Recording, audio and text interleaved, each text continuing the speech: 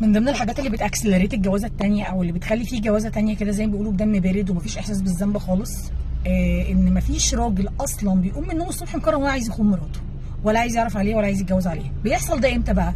لما هو بيجي يشتكي لحضرتك منك، فيقول لك ايه مثلا؟ يقول لك بلاش الخروجات الياما، بلاش صاحبتك دي، انا بتخنق من لون الشعر ده ما تعمليهوش، ممكن تقعدي معايا زياده شويه، بصي انا عندي ازمه منتصف عمر، بصي انا عندي مشاكل عاطفيه. فانت تبتدي تشوفي ان هو مش بيشتكي عشان يحل او بيشتكي عشان تبتدي تلاقي حلول، لا، بتبتدي تشوفي ان هو بيشتكي عشان هو بيقول لك انت فيكي حاجه غلط وانت مش عاجباك، فتبتدي بقى تدخليه بالاسطوانه بتاعت خلاص هو انا مش عاجباك، خلاص هو انا مش عارف ايه. الراجل ما بيقولش كده عشان سعادتك تقولي له انا ما بقتش عاجباك، الراجل بيقول ان هو عنده مشكله ولو سمحتي حليها. فلما حضرتك تجنوري المشكله وتكبري دماغك وتتخيلي ان هو بينتقدك، ما توصليش للحلول، فمرحبا بالجوازه الثانيه بدون اي احساس بالذنب. ده اللي